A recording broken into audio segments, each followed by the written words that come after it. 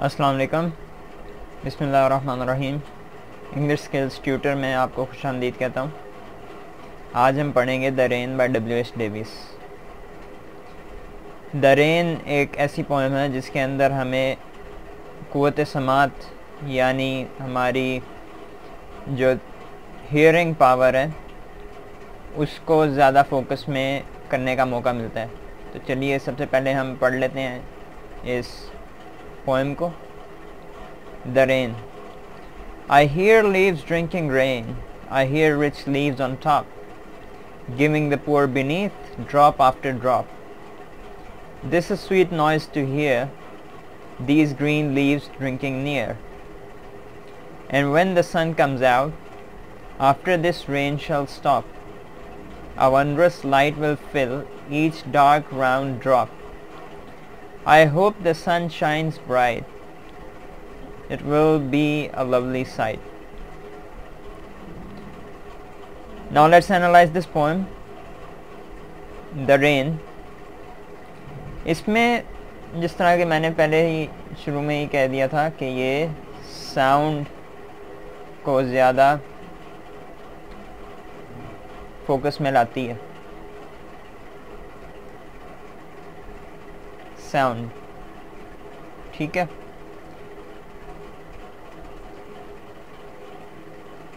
आपने ये देखना है कि यहाँ पर आप कितने साउंड के लफ्ज़ देखते हैं। Hear leaves drinking rain, I hear rich leaves on top, giving the poor beneath drop after drop, this sweet noise. Sweet noise भी आ गया। To here,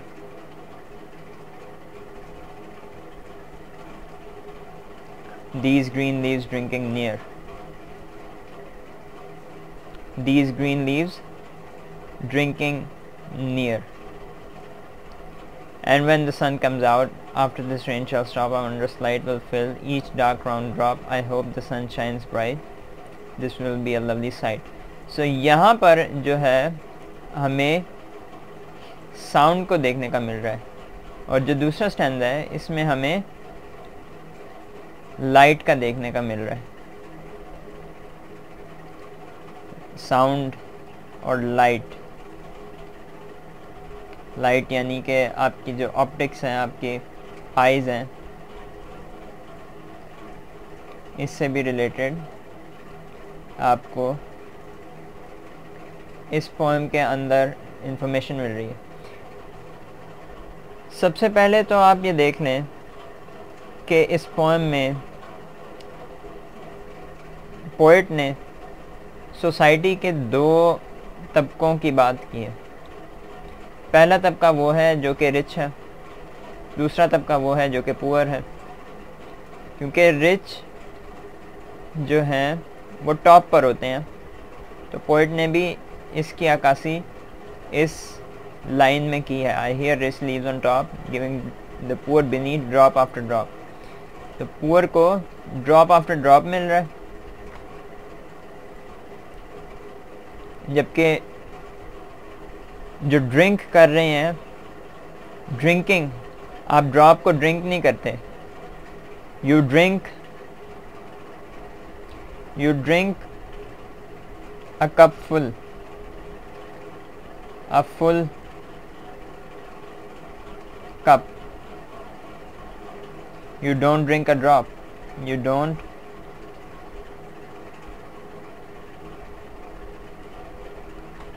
drink a drop.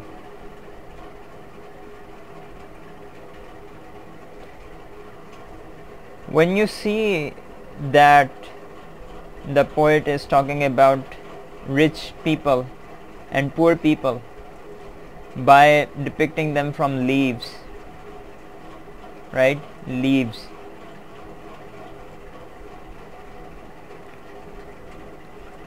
You see that there's personification. Personification है इस poem के अंदर, जो कि एक रिटोरिकल टेक्निक है। पर्सोनिफिकेशन बताती है कि जो नॉन ह्यूमन थिंग है वो ह्यूमन चीज़ कर रही होती है। जिस तरह लीव्स ड्रिंक नहीं करते हैं आमतौर पे, लेकिन यहाँ पर वो कह रहे हैं कि लीव्स ड्रिंक कर रहे हैं, तो ये पर्सोनिफिकेशन हो गई।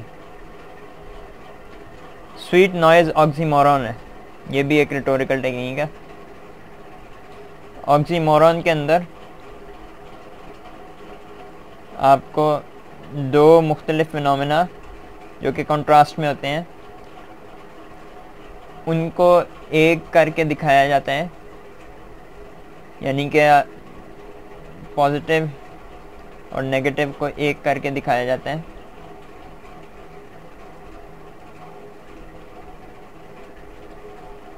इससे ये होता है कि जो पूरी पिक्चर है वो आपके सामने आ जाती है, आपके पास गुड का कॉन्टेक्स्ट भी आ जाता है और बैड का कॉन्टेक्स्ट भी आ जाता है। तो स्वीट नॉइज़ में गुड का कॉन्सेप्ट स्वीट है और नॉइज़ है बैड का कॉन्सेप्ट। बट ये क्योंकि स्वीट पहले आ रहा है तो स्वीट इसमें बरतरी हासिल करेगा और उसका ज़्यादा मायने लिया जाएगा, और स्वीट नॉइज़ का मतलब हो जाएगा स्वीट साउंड, नॉइज़ साउंड बन जाएगी क्योंकि वो स्वीट है। नॉइज़ हार्श नहीं रहेगी, नॉइज़ सूदिंग हो जाएगी। ये ऑक्सीमोरॉन से होगा।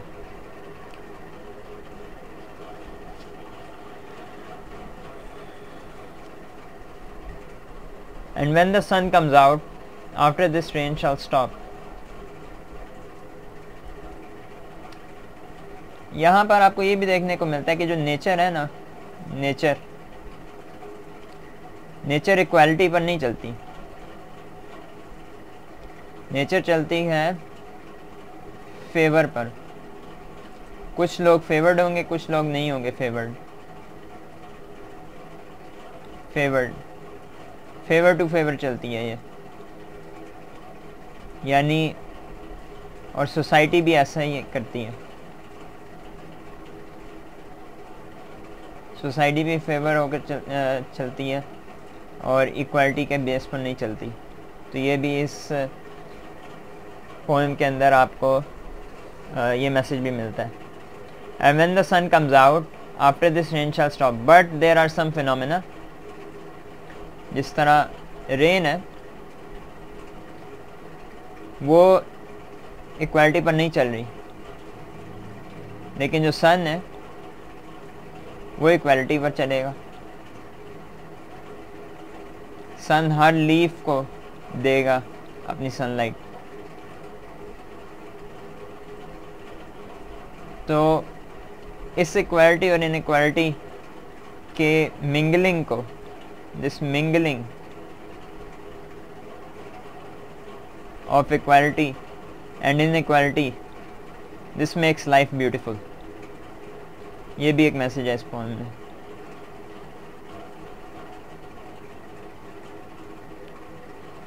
A wondrous light will fill each dark round drop। I hope the sun shines bright, it will be a lovely sight। अब साइट को जब आप देखते हैं तो आप ये देखते हैं कि नेचर कुछ लोगों को साइट देती है, कुछ लोगों को साइट नहीं देती। नेचर कुछ लोगों को हीयरिंग कैपेसिटी देती है, कुछ लोगों को हीयरिंग कैपेसिटी नहीं देती। तो ये इक्वालिटी और इनइक्वालिटी पर ही पोएम है।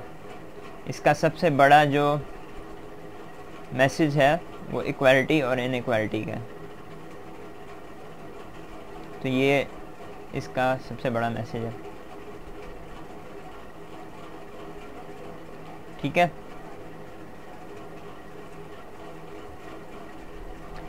तो दोस्तों ये थी आपकी W.H. डेविस की पोएम द रेन। इसका मेन आइडिया मैं एक बुक से पढ़ देता हूँ जो यहाँ की कोर्स की बुक है। The poem is a musical display of rain. The poet enjoys the phenomenon of nature. He hears rich leaves on top, giving the poor beneath drop after drop. He also gets a soothing effect on hearing the noise made by leaves while drinking rain. The poet describes his optimism in his poem. He says that the rich are giving the poor at least something for their livelihood. Still they cannot free them from their worries and miseries. Inequality की बात आ गई।